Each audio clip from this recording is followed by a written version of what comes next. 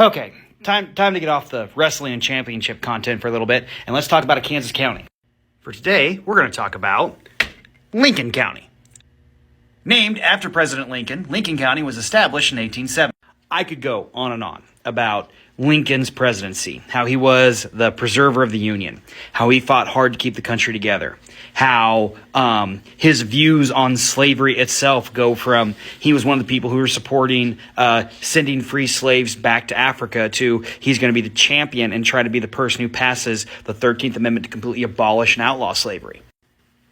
I could go on and on about Lincoln all day. However, I lied to you. We're going to talk about wrestling. Because this guy is the only president of the United States to also be inducted into the Wrestling Hall of Fame. And I'm not talking WWE Hall of Fame. I'm talking the legit Wrestling Hall of Fame located in Stillwater, Oklahoma. We all know that Lincoln was a very tall man. He was 6'4". What gets forgotten is that he was a strong 6'4". In today's parlance, dude was ripped.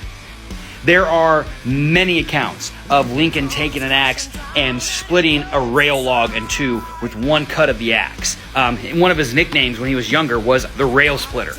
In fact, during one of his campaigns for Congress, there were two men who were making a big noise, who were causing problems. Lincoln walks out into the crowd, grabs one by the back of his neck, lifts him up, and yells at them to listen to him while he is talking and throws him aside.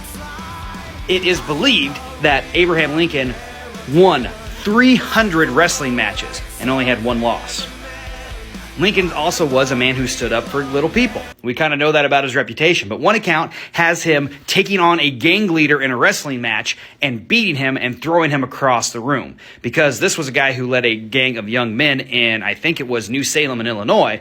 Lincoln was was working for a shopkeeper at the time and was asked to go take out this bully so he'd stop messing with the shop. And he did it, convincingly. A lot of people think that Lincoln might have been older, bent over, and diseased in the later years of his presidency.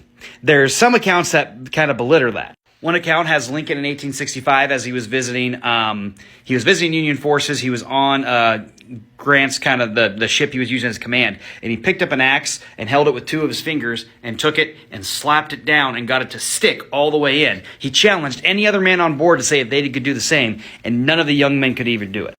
If I were to make a list of presidents I wouldn't want to fight, this guy is at the top of that list with Theodore Roosevelt and Andrew Jackson.